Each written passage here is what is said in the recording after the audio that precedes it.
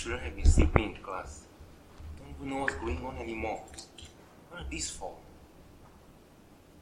I'm so gonna fail my exam. Hi Tim, what's the matter? Hi, Kenapa geram Farah. sangat? I tak faham lah, Farah. Apa yang cikgu ajar tadi? What is this? Here it says Vernier calipers. Tapi I tak tahu macam mana nak guna. Should we ask Dr. Kong then? Yeah, I think it's a good idea. Let's go. Okay, sure.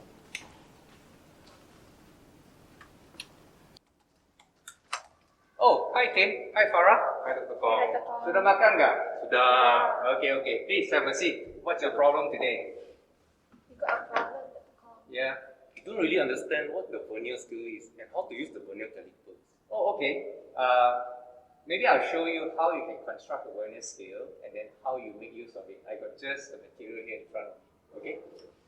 Okay, so this is how it works. And as you can see, there's 10 division in the main scale. Alright, so let me just pull some of these things up for you. We're going to see how is a Vernier scale constructed and how does a Vernier scale work.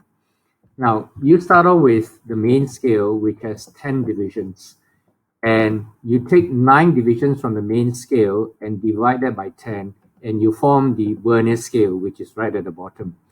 What you will notice is that each division of the Vernier scale is actually 0.9 units of the main scale. And the other thing you notice is that the first division of the Vernier scale is separated from the first division of the main scale by 0.1 units. And likewise, the second division of the Vernier scale is separated from the second division of the main scale by 0.2 units. And the third division of the Vernier scale is separated from the third division of the main scale by 0.3 units, and so forth, right? So this is how you construct a Vernier scale. Now we are going to see how this Vernier scale actually works. First of all, let us start with the position 0 of the Vernier scale lining up exactly in the position 0 of the main scale. That means that there's no separation between the 0 position of the Vernier scale and the 0 position of the main scale, right? So that means that there's no gap, okay? Now, the other thing is, you just notice this red dotted line here. We are going to move the Vernier scale such that this red dotted line is going to line up with the line that matches with the division 3 of the main scale. So if we did that, you will find that the gap here is actually how much you have moved to the right. We have just moved 0.3 units to the right. Therefore, this gap here is now 0.3 units, all right, corresponding to the main scale. All right, let's start again, okay? And so now let's go back to position 0. And now let's look at this 0.5 separation, all right? If we move the Vernier scale to the right by 0.5 units, this dotted line is going to line up with this blue line here. All right, let's do that.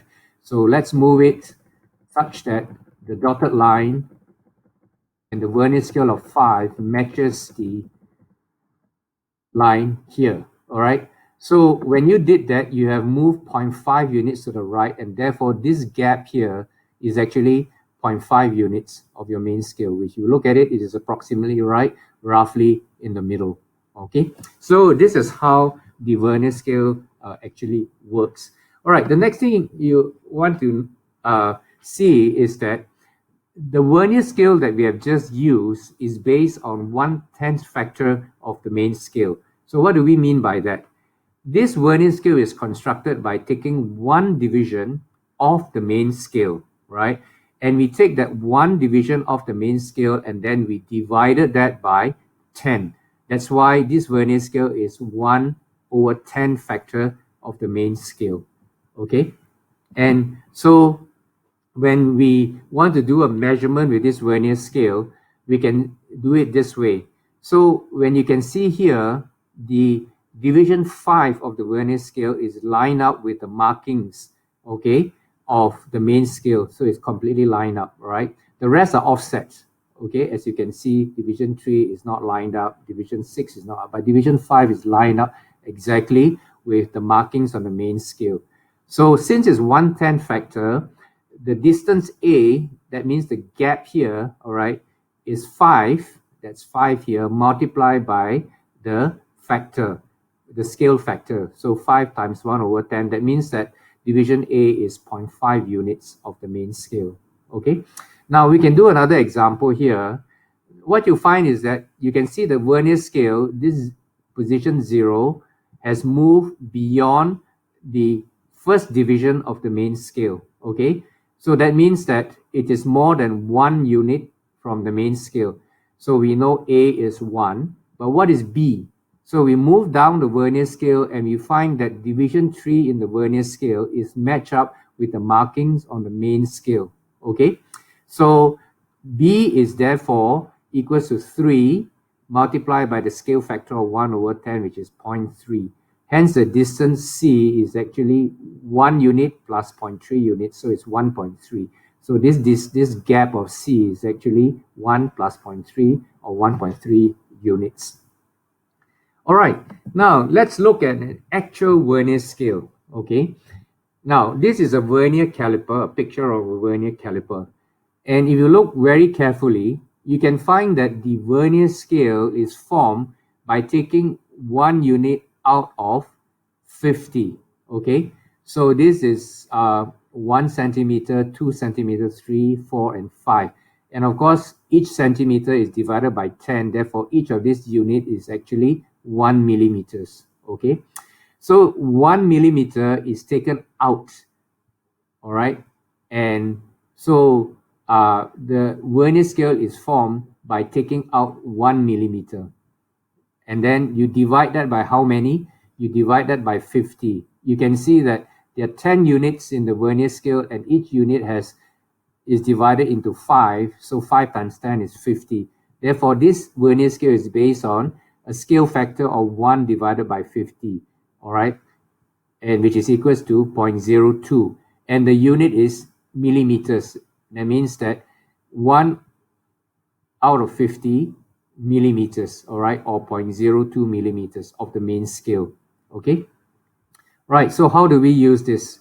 So now if you look at this, you will find that the gap here, which is very small, and so we blow up this portion so that you can see it better. It is a little bit less than 1 millimeter. The zero division on the vernier scale is a little bit less than 1 millimeter. So how do we work this out? All right. First of all, you see that on the vernier scale, the 8th division is aligned with the markings on the main scale. All right. But 8 here means 40 units because each division is divided into 5 again. So that means that 8 times 5 is 40. So there's 40 units on the vernier scale. All right. Division 8 has 40 units. So the gap of the caliper is 40 multiplied by 0.02, which is 0.8 millimeters. So this is aligned to 0.8 millimeters. So this gap here is about 0.8 millimeters, all right? Now we do another example, and in this case, you'll find that the zero position of the vernier scale is a little bit more than 1 centimeter of the main scale. So from here to here is 1 centimeter, right? And a little bit more. But how much more? If you look at the vernier scale, this division 5 is aligned with the markings on the main scale, right? So division 5 that means that from 0 to division 5 is 25 units on the vernier scale, okay? And each unit is 0.02 millimeters. So this gap here, it's 1 centimeter plus 25 times 0.02 millimeters. So that gives you 1.05 centimeters. So this is how a vernier scale is used in a vernier caliper. All right. In the next part 2 of this video, we're going to see some actual measurements of length using the vernier calipers. So I'll see you in part 2. Bye-bye. Farah, I think I finally have an idea what the vernier scale is and how to use the vernier caliper. Then why don't you take the measurement of the bottle? Sure. I will take this measurement of this pen. Look at that. Wow, that's how it works. Okay, now that we're all professionals, why don't we measure the parts given by the teacher for our experiment? I think that's a good idea. Let's go. Okay.